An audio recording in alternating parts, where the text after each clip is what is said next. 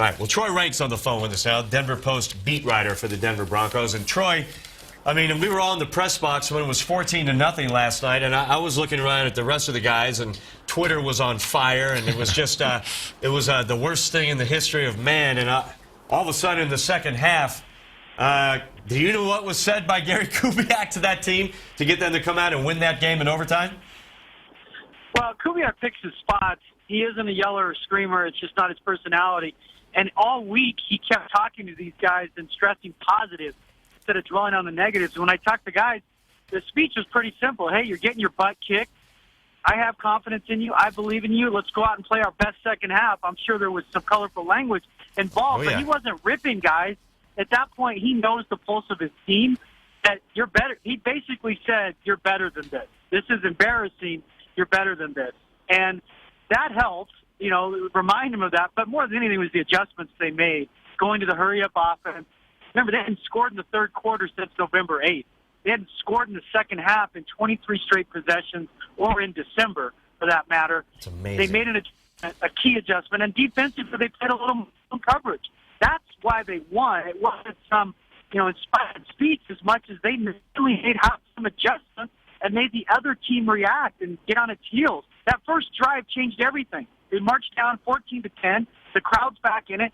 Everything changed with that first drive coming out in the third quarter. You're right, man. Look, it went from 17-0, missed field goal, to 14-3, to 14-10, and everything had changed. But you're right, the defensive adjustments, McCarron was picking them apart in the first half. Doug and Troy. They made him look at that zone, which he really hadn't done a whole lot of before. Right, exactly. And so they made the adjustment, and the number one defense in the NFL came to play in the second half.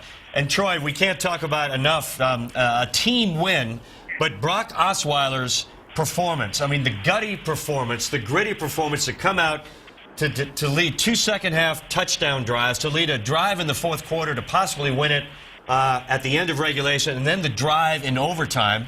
Owen Daniels and DT making catches. I can't tell you that Brock Osweiler impressed me last night more than he did against the Patriots, and he is the guy going into next week in the playoffs, is he not? Yeah, I mean, my final blog post of last night was just that. He's earned the right to stay in the cockpit. These players make these decisions. If you take the Manning aura out of it, been given a chance to play. Manning hasn't been healthy enough to generate a quarterback controversy. He hasn't practiced consistently for the better part of 6.5 weeks, 7 weeks. Last night, had they lost, and they lost, 20-3, Brock's probably not the quarterback going into the final game. But given the opportunity in the second half, he seized the moment. And here's the bigger picture, which it's hard to articulate, certainly in 140 characters on Twitter. But if you're the coach of the Broncos, how could you look your team in the eye today or Wednesday and say, oh, thanks, Brock, Peyton's our quarterback? Right. You can't do that because you lose trust in the locker room, number one. And secondly, I understand wanting Peyton to go out the right way. I get it completely. But the image that people have of Peyton is from before the San Diego game last year. Right. He's been statistically arguably the worst quarterback in the NFL for his last better part of 16, 17 games. You're not going back to Manning of 2013. You're going back to a compromised Manning who hasn't played in 7 weeks. Yes. That's what you're missing here. Now, again, if they had lost 20-3 and Brock played terribly, you roll the dice and say, well, it can't be worse. But Brock has earned the right, and as a coach, I don't know how you would take it away from him and look other players in the eye. I just don't know how he could do that and maintain trust in the locker room. Hey, Troy, I want to go back to something. We obviously talked about the defensive adjustments and going to the zone, but you also mentioned going to the hurry-up offense. And I think that can't be overstated, really. And in a funny kind of way, that's what Peyton Manning does. But do you think that we're going to see more of that going forward? Obviously, one more week in the regular season, but even into the playoffs. Do you see that being part of the scheme on a regular basis? I don't, because that's not the personality of this offense, which I'm not sure what the personality, frankly, is of this offense. Schizophrenic and crazy and diametrically opposite most have. But I don't think they would do it overall. But as a change of pace, it worked beautifully last night because, as the players said, we showed the Bengals something they hadn't seen on film. It surprised them. It legitimately surprised them. And they trusted Brock enough to basically run it. Because in that offense, it's a lot more is on the quarterback than when he's under center getting the plays. So I think we'll see more of it, Doug. I don't think it would be the staple of the offense going forward because they don't like the running game out of it.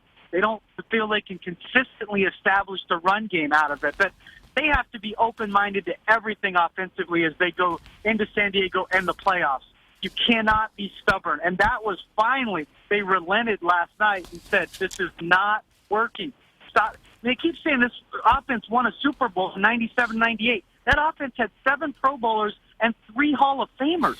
This offense has no Pro Bowlers. You have to use scheme and creativity to create mismatches. You can't rely on one-on-ones with this group. I mean, that's been proven consistently. So, yes, Doug, you're going to see a little more of it, but it works better if it's like a pitcher throwing his curveball, not using it as every pitch.